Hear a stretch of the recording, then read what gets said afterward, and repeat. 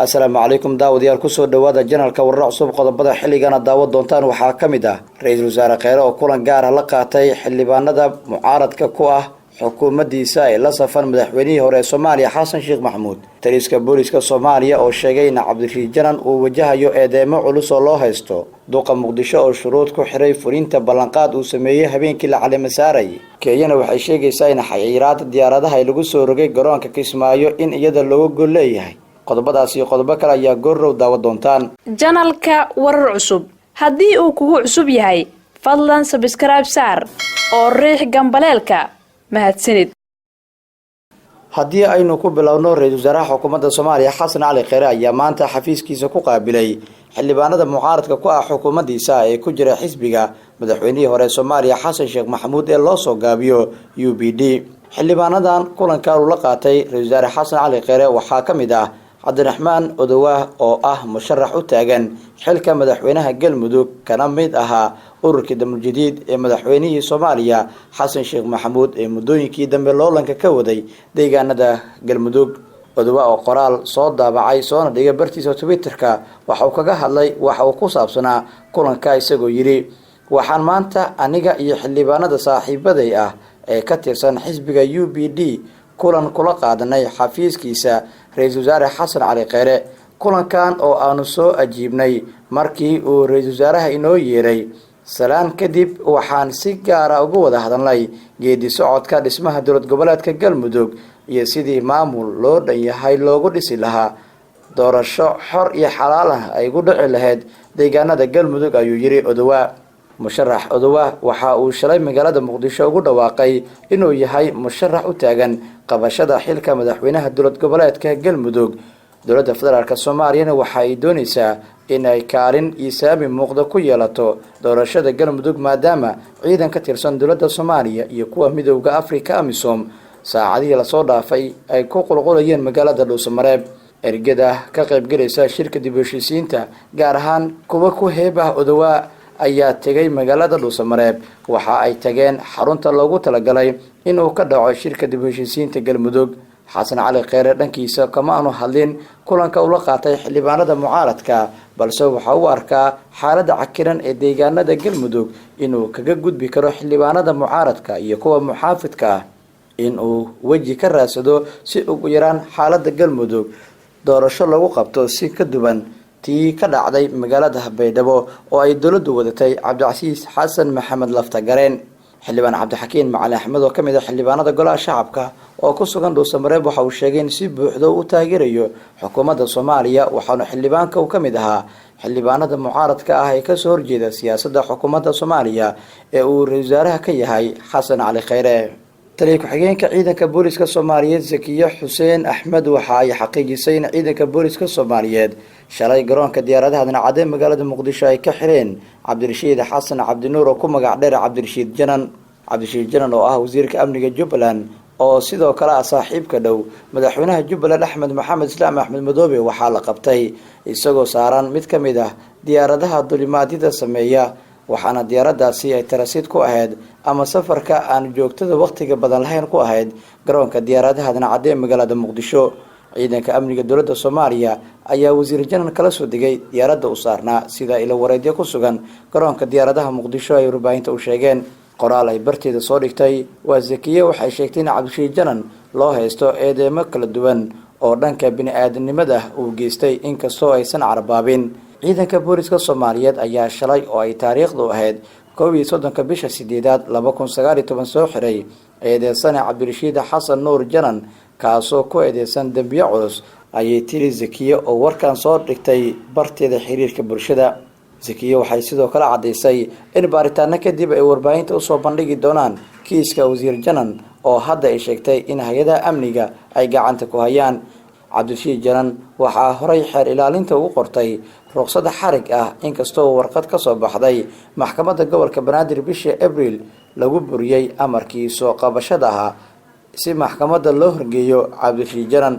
Master Janan ayaa kamid ahaa wasiirada aadka ugu dhow madaxweynaha Jubbaland waxaana horay lagu eedeeyay dambiyo kala duwan in uu ka geystay deegaanada Jubbaland gaar ahaan maxaabiis lagu dilay sanadkii 2015 saldhig ciidan oo ku yaala degmada Doolow. waa markii ugu horeysay oo ciidanka booliska dowladda ay xiraan wasiir ka tirsan dowlad goboleedyada hoostaga dowladda federaalk Soomaaliya. xariga Cabdirashiid Janan waxaa ka jawaabay dowlad goboleedka Jubbaland kulan gaar ah oo degdeg ah oo yeesheen wasiirada iyo hay'adaha amniga Jubbaland. waxay soo saareen war-saxaafadeed ku qotoma sidii loo sii deyn lahaa wasiir Janan oo ay sheegeen in dowladda Soomaaliya qaabka ay u martay xarigiisu aan ahayn mid sharciga waafaqsan siday hadalka u dhigeen. arrintan waxay sii cakirtay xiriirka xun ee ka dhaxeeya dowladda dhexe federaalk Soomaaliya iyo dowlad goboleedka Jubbaland. gudoomiyaha gobolka Banaadir ahna duqa magaalada Muqdisho Cumar Maxamed Maxamuud Cumar Finish ayaa maanta waxa uu ka hadlay hadal dhawaan uu ballan qaaday markii uu xilkan la wareegay oo ahaa inuu furayo wadooyinka Muqdisho. gudoomiyaha Cumar Finish waxa uu sheegay in dadka shacabka uu ka dalbanayo inay la shaqeeyaan hay'adaha amniga dowladda Soomaaliya si loo sugo amniga, taasina ay tahay go'aanka ka horeeya in la furo wadooyinka caasimadda Soomaaliya. waxa uu shacabka ka dalbaday la shaqeynta hay'adaha amniga isagoo si gaar ah u tilmaamay in ciidanka oo la shaqeeyo ay sahlayso sidii amniga caasimadda oo u xoogeysan lahaa isla markaana qaraxyada ay u yaraan lahaayeen. qaraxyada ayuu tilmaamay in wadooyinka haddii la furo ay suuragal tahay inay kasoo gudbaan dhimashada ay kasoo gaarto dadka shacabka iyo burbur caasimadda ay gasho inay horsoodi karaan qaraxyadaasi. halka tilaabo ee looga gudbi karo loogana maarmi karo xidhnaashaha wadooyinka ayuu sheegay in shacabka si kalilaaba inay ula shaqeeyaan hay'adaha amniga dowladda federaalk Soomaaliya si iyagoo iskaashanaya waa hay'adaha amniga iyo dadka shacabka ay u wajahaan sugidda amniga caasimadda Soomaaliya. gudoomiyaha gobolka Banaadir waxa uu dhawaan xilka mar uu la wareegay ballan qaaday inuu furayo wadooyinka caasimadda oo xiran kadib markii gudoomiyihii gobolka Banaadir Jenaraal Xasan Maxamed Xuseen Mungaab uu madasha ka sheegay in dhibaatooyin badan lagu qabo jidadka xiran ee caasimadda. Mungaab waxa uu tusaale u soo qaatay in xirnaashaha wadooyinka ay saameyn taban ku yeesheen gaadiidka kala duwan, isagoo tusaale u soo qaatay gaadiidka qaada dhagaxaanta oo uu sheegay in aysan helin wadooyin ay maraan dhowr kaariko dhagaxaan caro iyo jaay ah oo qayb ka noqonaya dhismaha qaybo ka mid ah magaalada Muqdisho oo maalintiiba ay dhowr jeer qaadi jireen. ayuu sheegay in hadda hal waqti ay ku soo ekaadeen iyagoo saf ka gala wadooyinka magaalada Muqdisho ee dhagxaanta lagu jaray kadibna ay gudbaan, taasina ay cakirtay dhismaha caasimadda Soomaaliya ee Muqdisho. ugu dambeyn dowladda Kenya waxay ka hadashay amarka dowladda Soomaaliya ay ku soo rogtay diyaaradaha ka diga garoonka diyaaradaha magaalada Kismaayo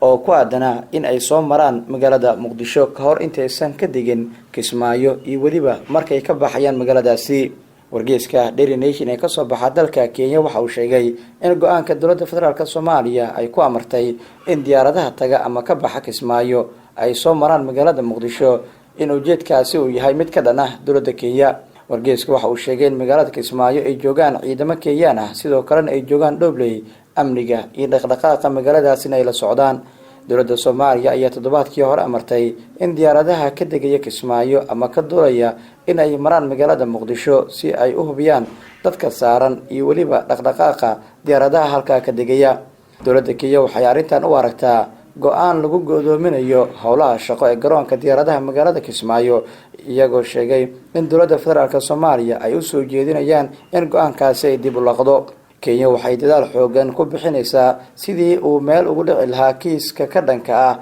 badda Soomaaliya, hase yeeshee Kenya ay sheeganayso. Kenya waxay qorsheedu weyn u yahay in heshiis laga gaaro iyadoo aan go'aan ka soo bixin maxkamadda ICJ oo kiiska loo gacan geliyay 2014. dowladda Kenya waxay raadinaysaa qorshe ay ku gaarayso sidii kiiskan loogu dhameyn lahaa meel ka baxsan maxkamadda ICJ iyadoo dhowr jeer dadaalo kala duwan ay bixisay. 9 bishan waxaa bilaaban doono dhageysiga dacwadan kii ugu dambeeyay waxaanu ku egyahay 13 bishan. 5 maalmood oo kiiska uu soconayo dowladaha Soomaaliya iyo Kenya min 2 maalmood ayaa la siiyay, halka maalinta ugu dambeysana go'aan ay gaari doonaan garsooriyaasha maxkamadda ICJ. dhanka kale Senator Bill Kero oo horey uga mid ahaa aqalka sare dalka Kenya waxa uu sheegay in qaadka laga keenay dalka Kenya uu dhibaato ku hayo dhalinyarada Soomaaliyeed. Bill Kero waxa uu sheegay in qaadkan lacag badan dhalinyarada ugu baxo, sidaas awgeedna uu soo jeedinayo inay joojiyaan bilokero oo laga soo doorto magaalada Mandheera waxa uu sheegay in qaadka uu yahay miro sheedaan kaas oo baabi'iya dhalinyarada Soomaaliyeed. xildhibaankan hore oo ka tirsanaa dowladda Kenya waxa uu sheegay in dowladda Kenya gaar ahaan wasaaradda caafimaadka dhowr jeer ay ka digtay cunista qaadka oo aan u wanaagsaneyn caafimaad ahaan, isagoo rajeeyay mustaqbalka dhow iyo kan fogba in dhalinyarada Soomaaliyeed ay waantoobaan. guud ahaan daawadayaal warkii aad ka daawanayseen janalka warar cusub waa naga intaa. nabadgelyo. janalka warar cusub haddii uu kugu cusub yahay fadlan subscribe saar oo riix gambaleelka mahadsanid.